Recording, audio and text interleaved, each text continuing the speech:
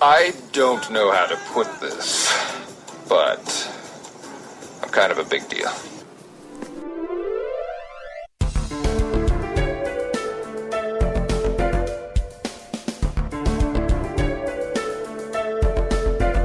Dr. Bones, listening to Dr. Bones. Good afternoon, this is Dr. Bones Live, and today's Friday. Thankfully, it's about time. It's been a long week, and we've made a little schedule change, so now we're going to do a new episode of... And now it's time for another episode of Vlogger's Corner with Britt. Vlogger's Corner. Welcome back, Britt. Thanks for having me. Right on. So, first off, as I was telling you just before on the air, we'll get into the rock news just a little bit after this. The other day, happened to come upon a knockoff of the Jersey Shore. And now it's not a Canadian version, which some people may have thought, because, you know, who knows? I mean, like, anything can happen. But it's from the UK, and it's called the Geordie Shore, which is in Newcastle. So, this show, you know, I hate to say it, because, like, I did not watch the original Jersey Shore for maybe like more than 30 seconds because I wanted to rip my hair out because it was so stupid and I couldn't handle watching it. And I'm not usually a big fan of those shows, but this one it's a lot funnier and it's a lot more graphic, meaning they pretty much get away with everything. I mean, the vulgarities are endless, and it's pretty funny. They pretty much tell you straight up how it is, and the women are just as bad as the guys, if not worse. Nice. So it's pretty funny, but the same idea as the Jersey Shore. So they're in this house in Newcastle, and they get sent on trips and jobs, that sort of thing. So they've been to Barcelona and the Swiss Alps he's come back from, that sort of thing. But you know what? It was actually kind of a trip. It was actually pretty funny, just because it's a different spin on things. You know, now you're watching how the UK does it up at night and that sort of thing, and always full. I'm kind of generalizing, so let me narrow it down. We'll say those select people.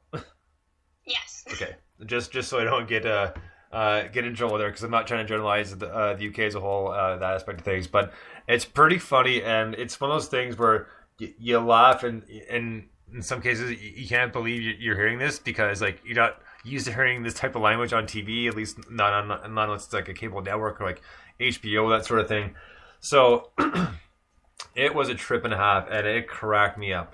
But they have, like, they're not necessarily, like we talked about just before we got on the air, they're not necessarily emulating the characters from the Jersey Shore. They're just a group of people who like to party, young bunch of people, that sort of thing. They do have their Snooki though, and this chick isn't like short and pudgy. She's like 5'7" or thereabouts, and's got like kind of long, kind of pinkish hair, like. Nice. So, not exactly, not a real looker, but you know, that sort of thing. So if you want to kind of pick apart, you could pretty much pick out who would be closest to the original characters or original people on the Jersey Shore. So, but it's one of those things where, like I said, it really is a trip, and it's really funny because like the guy I don't remember all their names, but the guy, the six pack, he just thought the world was revolving around him. Anyways, the guy who's kind of like his character is just a trip, because he's kind of a douche, but it's funny. It's not actually bad. It's actually funny to listen to him, because it's not one of those things where you get upset and go like, oh my god, like really? Like, but this guy actually is funny. So like he's kind of that kind of half and half, you know. He's almost a douche, but not quite, if that's possible. A douche light. We could put it that way, absolutely. But like I said, it's funny. It's not one of those irritating, annoying things. Like it's like when I'm listening, I can't stand to listen to this guy anymore. Like done. No, this is actually a trip. I'm not gonna say I'm gonna be a regular watcher, but I know that I guess about roughly two episodes I saw were actually pretty funny and something completely different. So anybody interested in watching that, I don't know if you are, but it's a trip even to watch like 5 minutes of it. But just be prepared, because there is a lot of swearing and now it's rarely bleeped out, and they're very graphic, visually and verbally. Wowza.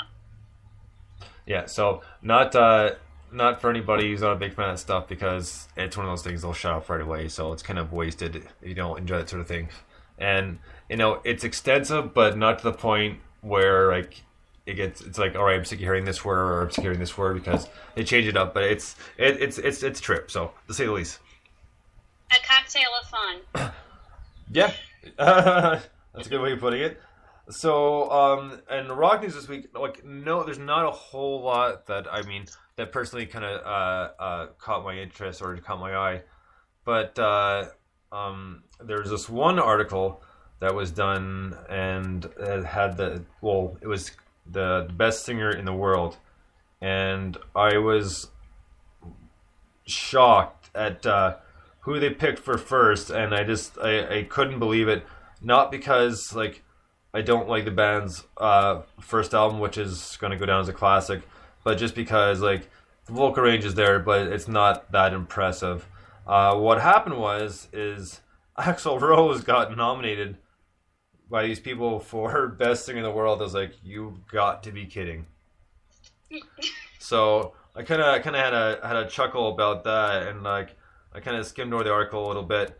But to his credit, Axl Rose actually kind of it's called World's Greatest Singer was the list, but he actually kind of not denounced it. That's the wrong word, but he pretty much said like, I don't know why you're choosing me. Like he kind of got a little irritated in the article, but not as pissed off as he usually can be. But he's like, no, I don't like, I don't know why you choose me. Like, I think, like, no, I like these bands. I think these people are much better singers. I'm like, I mean, at least giving credit and kind of saying what a lot of people are probably thinking, like, what the, who are the geniuses that came up with this one? Who thought of this one? Saying, you know what, Axl Rose is the best singer in the world because he can do a couple different octaves. There are so many other better singers I can think of, like, off the top of my head, that are well above and beyond him, like, in that genre of music and out of it. So, well, was it an editor's choice, or was it voted on by the public? Well, that thing, it wasn't the public. It was an editor's choice. That's right, an editor's choice. Then it doesn't make a lot of sense on the surface. But my theory, or my conspiracy theory, would be the publication did something really genius and did something like if they said Mariah Carey is the best singer in the world, no one would really argue or make a big thing about it. But since they Opposed. said it was someone that was going to be controversial, it got the publication talked all about. I'll have to interrupt there. Opposed. Exactly. But yeah, so that was like one of those articles that was funny, but like I was happy to see that he wasn't the douche he normally is. Like, and he's giving credit to at least some of the singers he named. I was like, I'm behind him with that. But at least he kind of tried to take the heat off himself, saying no, wait a minute. So that was something. And really big news: Apple bought Beats from Dr. Dre. And the final price tag, $3 billion. Ka-ching! Yeah, no kidding. Which pretty much makes Dre the world's richest hip hop artist, because this will pretty much catapult him above Jay-Z and who's the other one? It's like almost in par with him. Anyways, point being is this will set Dre right at the top of everything. And cool for Dre. Well, I mean, it was a good move. And the thing is, one thing like at least friends and I have talked about at work a lot is because there's a lot of downtime, so we get to chat music a lot, which is a lot of fun. And we've talked about Dre and some of the other hip hop artists who started off like years ago and then went behind the scenes, started producing, and some of them may not have heard from for a while, like vocally, but that's because 9 times out of 10 they're behind the scenes producing, that doing that sort of thing. And Dre is just one of those people where he's got a very good business mind, and he always has, and so that's one thing that's always did him well. Besides being very musically talented, like for creating and producing. he's got the business sense too, which has done wonders for him because, I mean, it's just hard to name all the stuff he's done. The biggest one being everybody knows where he started. He started with NWA. Then, of course, he discovered Eminem. Discovered Snoop. He's done so much. He's just a pioneer in all senses of the word, for the hip hop world. And he's, in my eyes, Dr. Dre is the businessman in hip hop to what Gene Simmons is for rock and roll. I think that's very fair. In business sense. Gene Simmons has got a very good business mind. Since he's in the rock world, then we'll take that outside. And then Dr. Dre's more than got the hip hop side covered. Like, that guy is unbelievable. So yeah, $3 billion. And it was a good sell because now, obviously, Apple's got their hand in something else, which is fine. I mean, but the only thing is, it didn't say this in our article, but it could potentially mean, even though Beats are expensive right now, they could go up a little once Apple takes full control. They didn't say that in the article, and so this is just speculation. Because as we know, Apple is a lot like Bose, where it's majority of the time it's quality stuff, but there's never really any sales. They're always kind of solid at their price. It's like one of those things. There's no negotiations. Yeah, that's very true. It's there's almost a monopoly on it, and people can't really argue at the price because there's no competitors, so they just kind of run roughshod with the prices. Well, that's right. I mean, because once the iPods started coming out, the MP3s were sunk.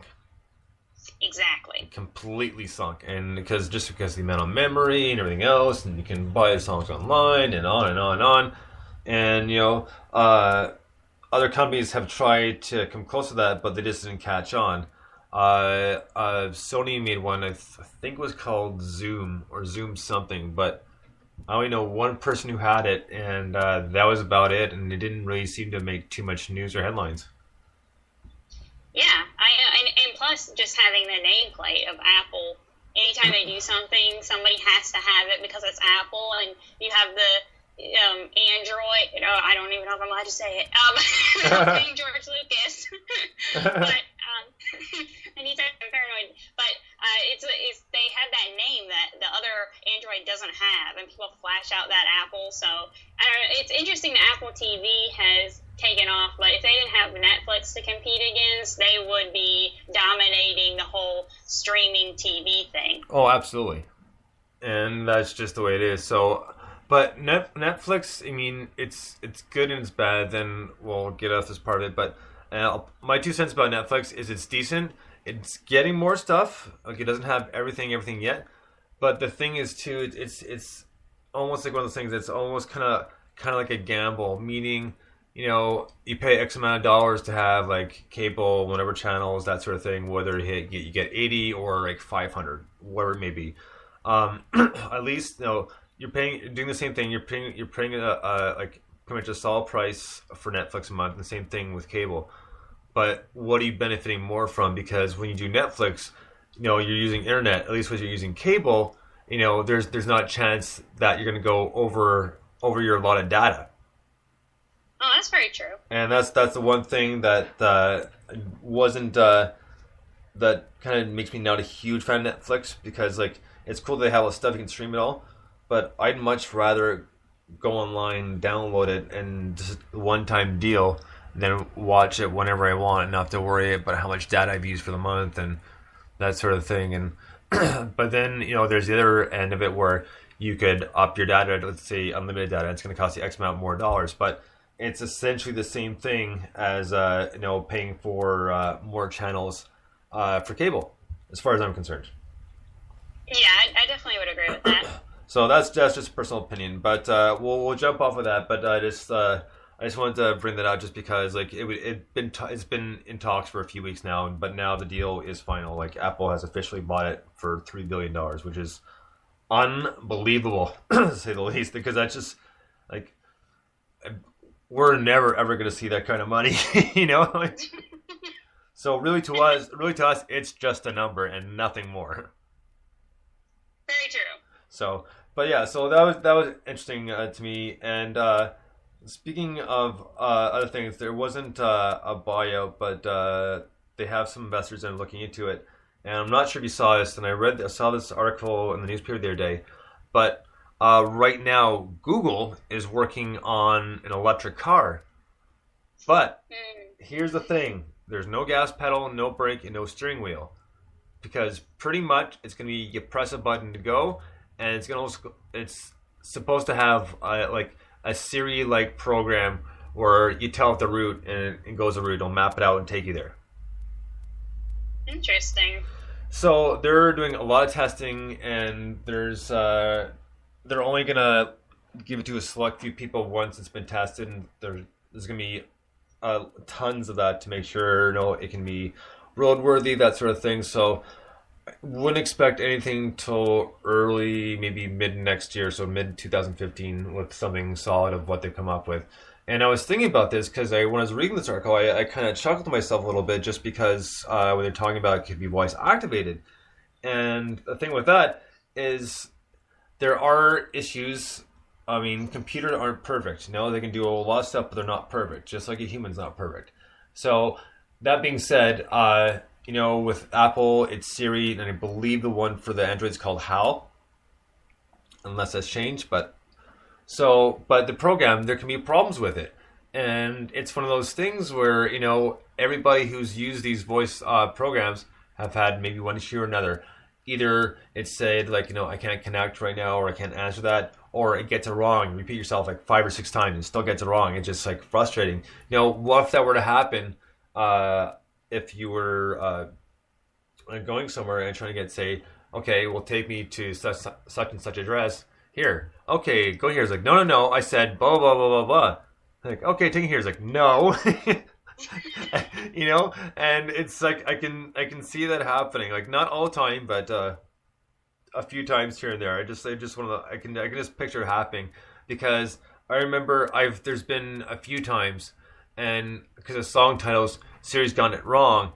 But at the same time, too, is some of the stuff Siri's come up with has actually been pretty funny. I don't have them anymore. I should have saved them, but a couple times I took pictures of the screen right after I got the response to it, and I started dying laughing. And of course, the things happen when it's just you in the car and no one else, that they're funny, but you wish someone else was there to kind of laugh at it with you.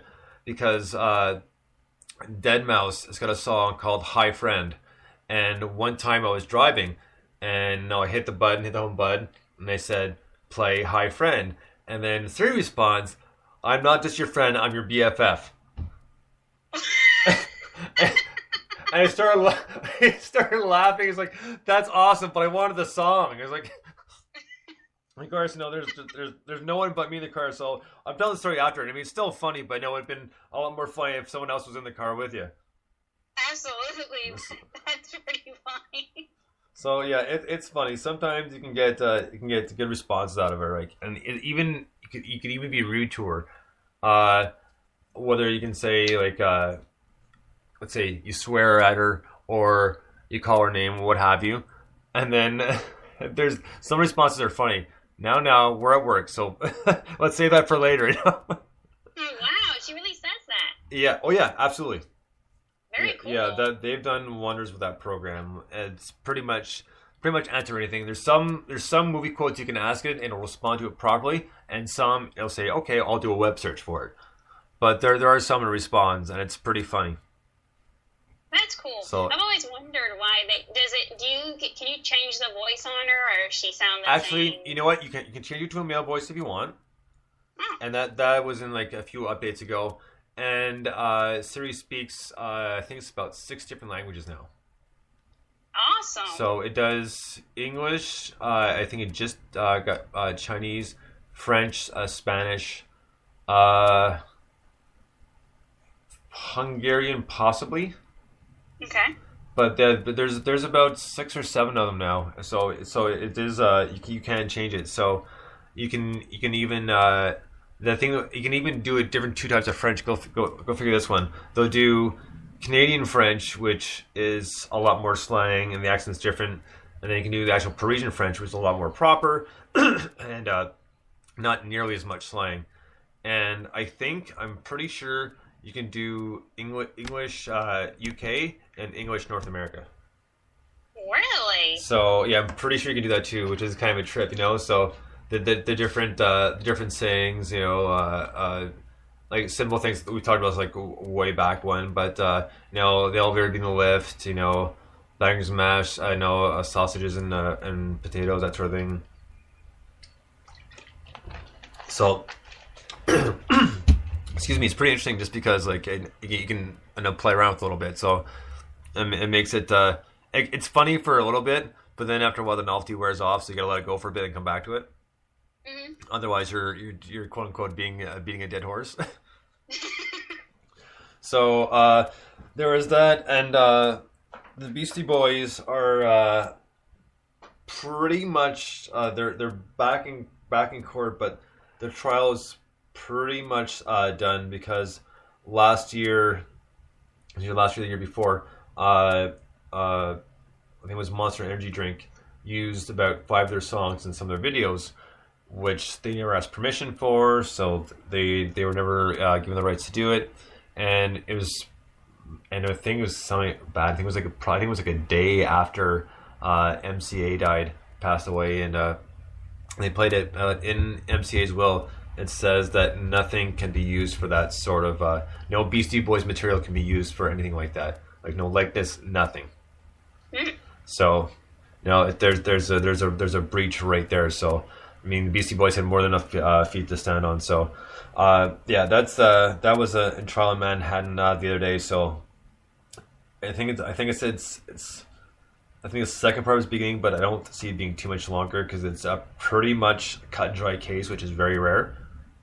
Okay. But so that's being taken care of, and even though it's illegal, it's nice to see the BC's back in the news because we haven't really heard much on them lately. I mean, I know that MCA has passed away, but you know, I'm just wondering if they're ever gonna do any solo stuff, any or collaborations, producing that sort of thing. So that's definitely going to be an interesting thing to see. And there's just a few more small little things. Right now, you can get online. Led Zeppelin, it's an unreleased instrumental called La La. It was actually pretty decent, so you can check that out. And a few other little things, even though I'm not really a big fan. Says Metallica gave a fan favorite a song called Frayed Ends, which is some of their older stuff, which isn't too bad. And it's a live debut 26 years later after it was put out initially. So any Metallica fans, there you go. I mean, the song is actually a pretty decent song. So I wouldn't mind hearing it live. I haven't checked it out yet, but that's one song. You know, I not really. What's the best way to put it? I'm curious to check it out. I'm not going to dismiss it right away. We'll put it that way. And the one last thing here is Billy Idol is going to be putting out a biography, which should be extremely interesting, just because it was in the 80s, and he was pretty much, kind of the punk rocker in the 80s, the whole essentially sex, drugs, and rock and roll. So when that comes out, I actually be very interested to read that. So I'm kind of looking forward to that. And pretty much we're going to move right into your blogs here, Britt. And one I actually saw because he just posted it just before we got on. And I want to talk about it was you're talking about movie previews. Oh, and yeah. So we'll leave the one I'm going to talk about to the last. So we'll get through the ones you have up there. And then we'll get to the 1,000 Ways to Die in the West. So have at her. Yeah, the only other movie that it was coming out this weekend, I was actually going to go see it this afternoon. I think that's how you pronounce it, and I apologize not. But it's an Angelina Jolie movie with a retelling of Sleeping Beauty, and as you've all kind of, I think, noticed, there's been a revival in the fairy tale movement. I think, not just with Frozen, but there's this interest, I think, for people my age who are kind of nostalgic for it, to see it be rendered. So, the Snow White movies, and there was even a Jack and the Giant Beanstalk movie for boys, and so yeah. So it's a movement now, is it? The fairy tale movement? I do. It's a movement because Once Upon a Time, that is a live action fairy tale show, and that is very, very popular. And yeah, I watch it. My frustration with that show has always been that they don't like do the costumes and make it look like the cartoon version. And ABC is owned by Disney, so there's no reason for them not to emulate the look of the cartoon. And I want to see the cartoon brought to life. I know I'm in my mid-20s and I'm talking about this, so I sound a little stupid. No. My wants to see it, but I do, and so I just think that this movie, apparently with Maleficent, they're going to actually do Sleeping Beauty and make it really look like the cartoon, but the twist is it's going to be from the villain's point of view, and apparently I think I already might have figured out what the twist is going to be from the trailer, but I'm curious to find out if I'm right. You know what? Ironically, just talking about princesses, that sort of thing, the other day when I was watching TV for a few minutes, I was flipping through, and I stopped on The Big Bang Theory, and all three girls were on their way to Disney World. Or is it Disneyland in California, isn't it? Mm-hmm. Okay, so Disneyland in California. So, Amy, Penny, and I can't remember what's his girlfriend's name. Bernadette. So they're heading to Disneyland, and I don't know. Amy's like super excited, like we can do this, and this, and Bernadette's like, well, there's a place where we can to do the whole like makeup and stuff thing and make it look a princess. Oh, it's awesome. Of course, all three, who do they want to be? They all want to be Cinderella. Oh. And Bernadette gets mad. She's like, well, we can't all be Cinderella. So they're like a little argument ensues, but it's pretty funny. So I just throwing that in because ironically I just happened to see like that like 5 minutes of the episode the other week. That is interesting. And it's interesting they wanted to be Cinderella. Are they all blonde? Except for Amy, yes. Bernadette's blonde. Like Penny's like kind of like blondish brown, but blonde enough. And Amy's brunette. Oh, okay. All right. I'm not super familiar with the show. I've seen it a few times. Because those are really characters, and they didn't want to be Belle, who's the librarian, the super one. I mean, not that Cinderella's not smart. I mean, she found Prince Charming and all, but it's just kind of interesting they didn't want to be Belle. Yeah, no, very true. But yeah, it's one of those things. Before Beauty and the Beast came out, I mean, the age group that they have them in is kind of the part of the age group where I want to grow up and be Cinderella. Belle came along maybe a little bit later, so I think the Cinderella aspect is still kind of fresh in their mind. And it's always been like a kind of a sort of a cliche. I gotcha. Yeah, that's very true. I mean, my biggest question is why, if Cinderella's shoe fit perfectly, did it fall off when she was escaping? No, that's absolutely a good point. And you can't blame it on the laces either, right? So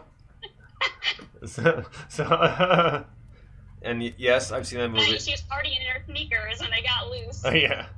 And yes, I've seen most of those movies because I have two younger sisters, so I've seen most of the Disney movies more than once. But you know what? No regrets, because some, I mean, for the exception of we'll call it the princess movies, like there's some comic relief here and there, so like it's not completely horrible. But after the millionth time, you're saying it in your sleep, like. So, yeah. So the other one, obviously, you put up there is 1,000 Ways to Die in the West, and I've seen the trailer and I've seen the previews, and I really like Seth MacFarlane, and but at the same time too, even though it looks good, I'm kind of just like you. I'm kind of curious as to how it's going to do this opening weekend, and just because I can almost see it as the trailer and even the previews being pretty much the best parts of the movie.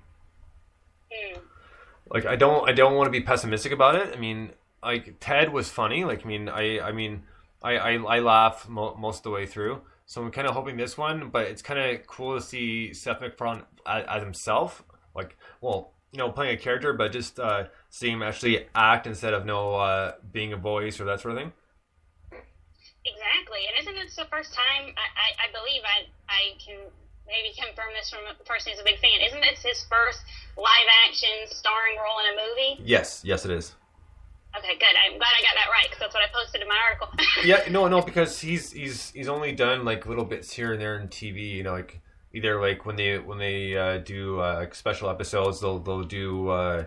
No, they'll do live. It'll be him and Alex Bornstein, and they did one. I can't remember what episode it was doing it for, but it's a whole special. So, you know, they looked their favorite moments, but they had like an orchestra, so they sung a couple songs together. And Seth MacFarlane loves his tunes, and he's like kind of like a new age crooner, so to speak.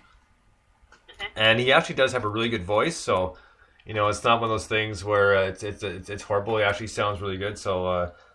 They did this, and it was funny because they had a couple like cameo guests on like for a few seconds, and one of them I think I've probably told us before, and was Marlee Matlin, the deaf actress.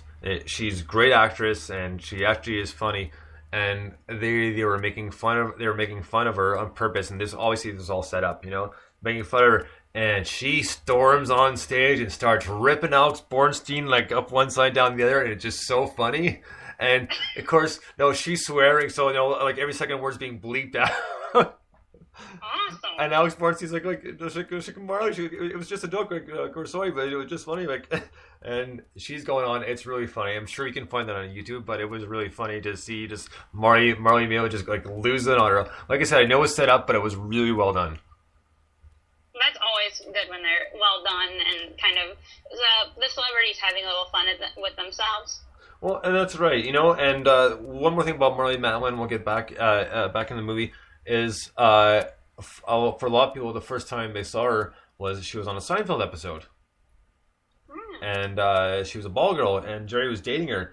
And when he's trying to pick her up, he's talking to her. And of course, she has her back turned to him, so she can't read his lips because she can't hear him, right? And then, of course, no, he's making comments. He turns it on. She's like, "Well, what are you deaf?" And she's like, "Bingo." It's like, "Oh, like so sorry." They end up dating, and they're in the car. And he goes to drop her off, and he says, "Do you want to go tomorrow?" And she says, "Sure." And he's like, "Well, what time should I come by?" And she looks down. He goes, "How about 6?" And she looks up. He's like, "6 is good." And she thinks he's saying sex because she missed it. So how about 6? 6 is good. Then of course they clear it up, and the next day, like, well, I guess like later on that day, he and George are talking, and he says, "No, I think my girlfriend's cheating on me, blah blah, and we should bring her along." But the whole time they're all sitting at dinner, so George is sitting next to Jerry, and Marlee Matlin's sitting across from him, and they keep on doing stuff to cover their mouths while they're talking, you know. And when he first asked Jerry, he's like, "She's not a novelty act, George." And so they keep talking, and then you know they're like, "All right, fine." So Jerry says, he goes, he's about to open his mouth, and she's like, "Sure, I'll do it." She was able to read every single word off her lips, even with them hiding it. So it was awesome. Yeah, that much more funny, eh? Definitely. I wonder if she can really do that. It's very possible. It's very, very possible. So, but yeah, seeing Seth MacFarlane in a live action film is going to be interesting. I mean, one of the scenes that stands out to me the most is when they're by the horse tie outside. He's like, "Oh my God, that's going so quickly."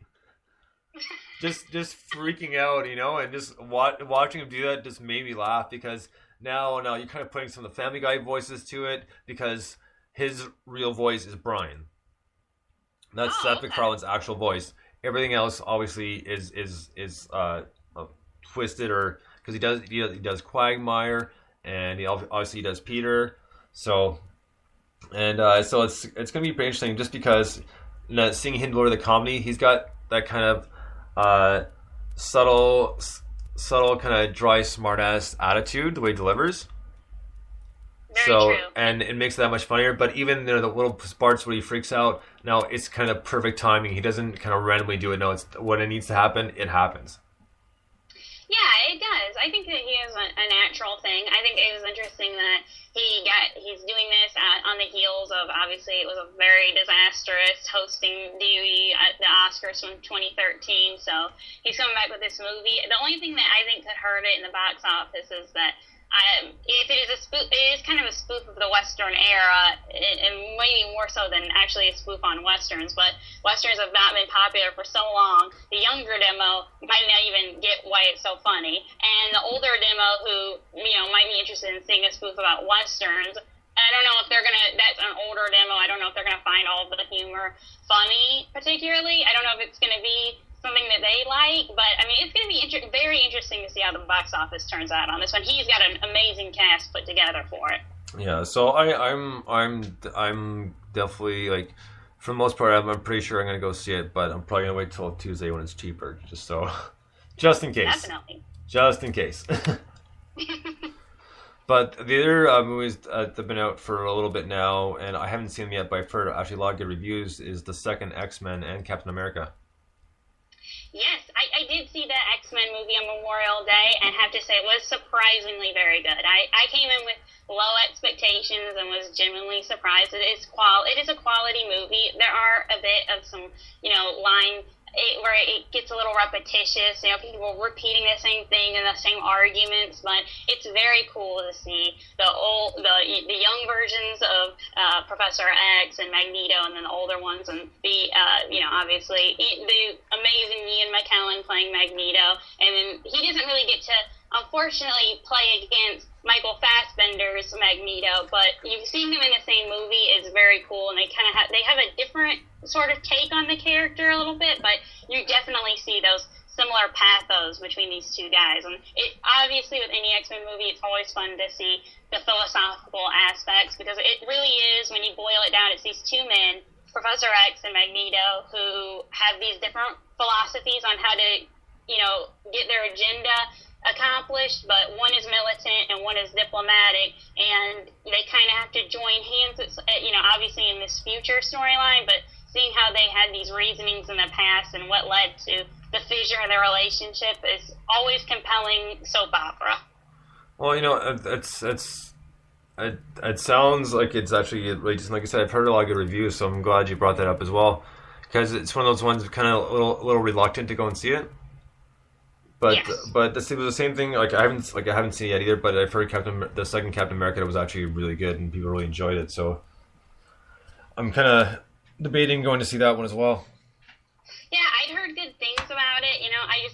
I'll be honest with you, Captain America is just not my favorite superhero. So it takes a lot for me to go. But I've always had a soft spot for the X-Men franchise, and it's hard to believe that it's almost 15 years ago since the first one came out, and I think people kind of forget, but it was really the first legitimate superhero movie that didn't do anything campy or stupid. It was legitimate, and it really gave rise to the whole Christopher Nolan's whole vision of Batman. Could never have happened if X-Men hadn't have started the whole thing. No, very true. And yeah, it's hard to believe it's been that long already, so that's wow.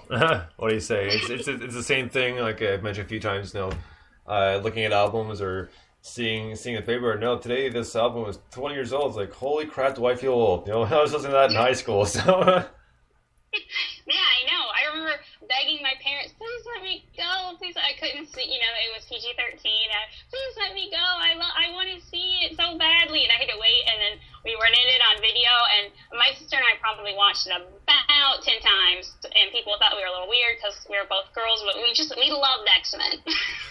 Well, you know what? There's there are a lot of females like that, like X-Men. I mean, it's not uncommon these days.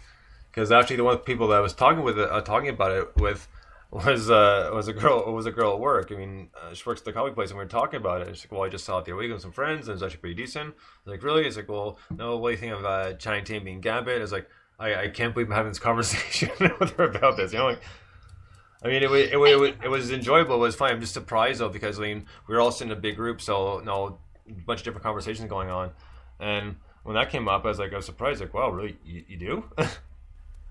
I know. I think women, I think at the core of any kind of comic book and why women have found it such a pleasure to watch them is because, back in the day when we were watching soap operas, and soaps are what comic books are. They're following these main characters, and they're following through these very different storylines, and it's very dense. You have to keep up with all the different characters, and at its core, it's a story about these characters as much as it is about who has who's got their superpower starting up. So it's a very human story. I think women just enjoy the whole character aspect of watching these people grow and develop. And obviously the romantic entanglements come and go. I was kind of disappointed there's no romance in this X-Men, and so I'm sorry to report that, ladies, but there's not. I was disappointed because I thought Mystique and Magneto, I thought they were going to play that more as a romance, but they ended up not. And I don't know, in the previous film, First Class, they played with that a little more. This time she's very militant and very determined, and she apparently just doesn't have time for a man. But I just quickly want to say that there is an excellent music moment in the movie with the use of Jim Croce's Time in a Bottle, which is one of my favorite songs of all time. And it was funny and just really well placed, and since the movie takes place in the 70s, it was very nice to hear a little sound of the 70s trickle into the film. Oh yeah, it's on the list of to do things. It's just a question of finding time. What other blogs have you been working on, or are you going to be working on? Well, of course, I have a review of that fantastic movie we just talked about coming out, and then I did a recap of Cannes. So the Cannes Film Festival in France happened and closed up last weekend, and had the five noteworthy stories from the festival, and basically the movies that triumphed, the movies that did not. Adam Ogoyan, who is very famous for doing the movie Exotica, which is, quite frankly, one of the most pointless movies I've ever watched. I literally finished. I was like, what was the point of this movie? It was really horrible, but I've seen him do a lot of other movies I really enjoyed, but for some reason that's the movie people measure all those other movies by and say they fall short. So I just can't really depend on people's scale with that. But he had this movie called The Captive, came out with Ryan Reynolds. It was incredibly poorly received, and Mr. Reynolds apparently he did not attend the after premiere party. So there was some drama there. Ryan Gosling had his directorial debut, Lost River, poorly received, and it was really sad for the first timers out there. I mean, for Ryan Gosling, I think someone else had to think, Grace and Monica with Nicole Kidman, that was very poorly received. There were some movies that were well received. It sounds like I'm saying there were. But David Cronenberg from last year, he showed up, or I think it was maybe 2 years ago. He came there with Cosmopolis, which starred Twilight actor Robert Pattinson, and he came back this year with Map of the Stars, which is supposed to be a satire on Hollywood and kind of apparently an inside, glimpse into the kooky lives of those who live it. And Robert Pattinson starred in that as well. That got very mixed reviews, but Julianne Moore took Best Actress. So that I'm interested to see it because John Cusack is in it, and I'm a fan of Cronenberg's, but I don't know. I wish he'd get back to making stuff like with A History of Violence. Have you seen that movie? Yes, I have. Isn't that an amazing movie? Yeah, no, I really like that one. I liked one I liked the most. Well, I guess I really kind of start appreciating him is in Grosse Point Blank. Yes. So that was an awesome movie, and he's done well, and yeah, it'd be good, but he just, I guess, wherever the job lies, right? Yeah, that's very true. I mean, and I think with Cannes, a lot of the emphasis is on making, the person who's making the blockbuster movies to come and really celebrate the art of cinema and all of its legacy. And one of the people that won tied for, I think it was third place, was Xavier Dolan, who's 25 years old, who has made his sixth feature film already at the age of 25. And he took the third prize there, and he tied with Jean-Luc Godard, who is pretty much the pioneer of the French New Wave. So it was interesting, kind of a meshing of a little old and the new and coming together like that. So those were some feel-good stories that came out of the festival this year. Oh, right on. I can't say that I paid too much attention to it this time around, but in the years past, you kind of give it a little shot and have a look and see what's going on. Two really quick things, and then we're pretty much out of time. One thing today is just talking about like throwback, like old, that sort of thing. I work at the airport, and this mother with her son, the kid had a Teenage Mutant Ninja Turtles hat on, and she goes, the old stuff was so much better. I like try to find the old cartoons online. You can only find so much, and totally agree. Some of that stuff was so much more interesting back then because now there's just all this added stuff that just doesn't work. And the other thing was the other day, our boss is talking, and people kept on cutting her off, trying to put their 2 cents in, And it just reminded me, if anybody's ever seen the South Park movie Bigger, Longer, Uncut, there's a part where the Canadian's talking with the American, and he's talking, the American keeps on cutting him off. He's like, please, can I finish? Please, can I finish? Please, can I finish? And then the American stops, like, okay, finished. But it was that sort of thing. It's like, oh, this is ridiculous. So these people just have to shut their mouths and listen. But yeah, so those just two little kind of funny, interesting things that happen. But until next week, that will be it for Bloggers Corner this weekend, this Friday. We've got to get ready to get used to that. So until next week, Britt, thank you so much for being on, and we'll be back next Friday. All right, thanks for having me. All right, until next time, guys, thank you so much for listening. We'll be back with Bloggers Corner next Friday with Britt and I. Until then, we'll talk to you tomorrow at 8 p.m. for a new episode of Music Saturday. Bones out.